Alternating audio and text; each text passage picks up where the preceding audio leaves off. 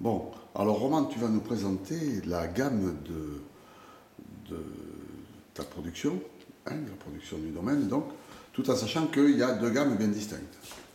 Voilà, donc en fait, comme je te disais tout à l'heure, il y a une partie qui s'appelle les sélections Moulin-Gassac, qui réunit à peu près une vingtaine de cuvées, rouge, blanc, rosé, des vins sur le fruit, et en même temps, on arrive à faire des sélections de terroirs bien définis, avec des vignes d'un âge déjà avancé, c'est-à-dire au moins 45-50 ans.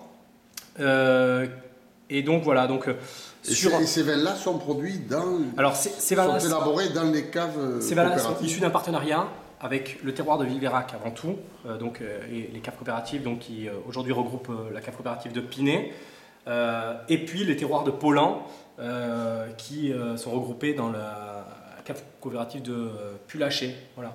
Et donc les rouges et les rosés sont produits sur ces terroirs de Villeveyrac et les blancs sur les terroirs de Paulan. Voilà. Donc ensuite, au niveau de la gamme, bon, j'ai pas tout mis, hein, on n'a pas la journée.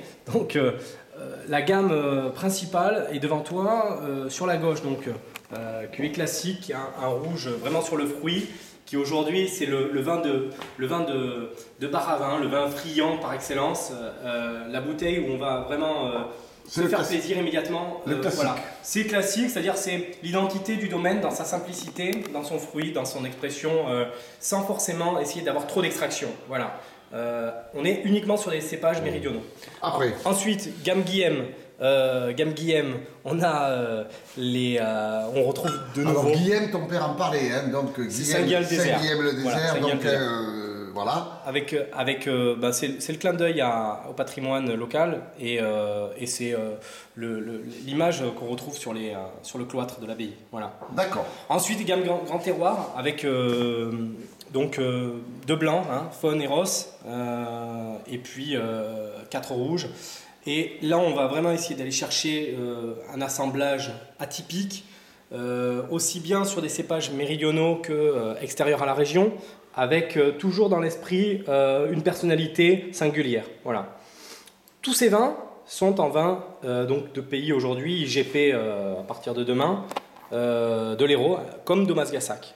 Notre volonté a toujours été de rester dans une non-appellation, tout simplement parce que on est né avec la dénomination vin de pays pour Thomas Gassac et on reste dans cette même dénomination avec l'ensemble des vins que l'on produit avec ce partenariat qui date quand même puisqu'on a démarré en 92. Voilà.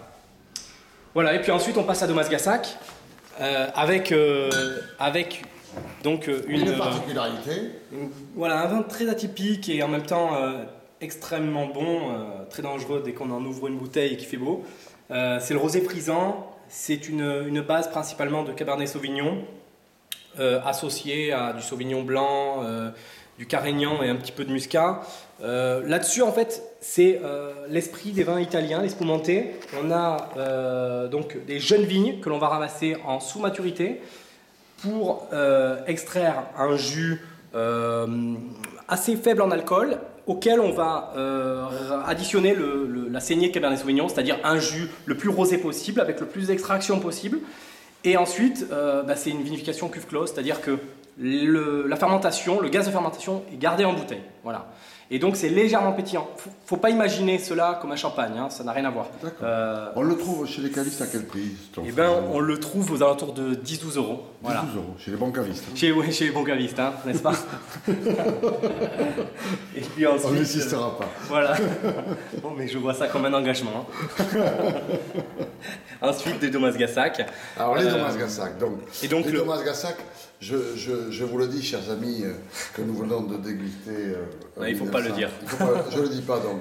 Enfin, parce qu'après, chacun va me dire que c'est pas normal. Voilà, et on s'est vraiment régalé. Alors, Thomas Gassac, si on parle du rouge, quels sont les millésimes qu'on peut trouver à la vente? Oui, dans ce cas-là, à part le 2008, ou le 2009, tout le reste est épuisé. Voilà.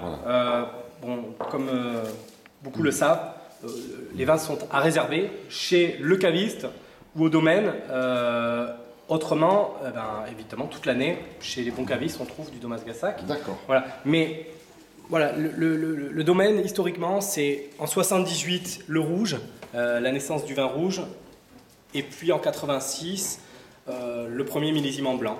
Alors le rouge, c'est principalement du Cabernet Sauvignon, vigne non clonée, à 70%, associé à du Cabernet Franc, Merlot, Pinot Noir, Malbec Tanat, élevage barrique entre 12 et 15 mois, des barriques qui ont de 1 à 7 ans, alors que le blanc, donc, c'est un assemblage de chardonnay, viognier, petit mansin, chenin blanc, pas d'élevage barrique du tout, et cela tout simplement parce qu'on fait une longue macération pelliculaire et que l'élevage barrique, à notre sensibilité, gomme tout ce qu'on est allé chercher pendant cette macération pelliculaire, donc ça n'a pas d'intérêt. Voilà. On veut préserver ce croquant du fruit que l'on a dès la mise en bouteille en fait. Là, on vient de boire un 2009, mais le 2010 vient d'être mis en bouteille et dans quelques mois se dégustera déjà très bien. Voilà. Voilà, eh bien, voici une bonne présentation. Le Domas 2008, on le trouve à quel prix chez le bon caviste? Aux alentours de 35 €, je pense. Aux alentours de 35 €, d'accord, très bien. Bon, c'est juste pour donner une idée. Et dans la gamme donc, des moulins de Gassac, c'est des vins qui vont entre... Ça démarre de 4 à 12 €. 4 à 12 €, voilà. Donc c'est quand même des très bons rapports qualité-prix. On essaie. On essaie, voilà, c'est bien. Merci beaucoup Roman pour Merci cet à vous. accueil très chaleureux. Bonne journée.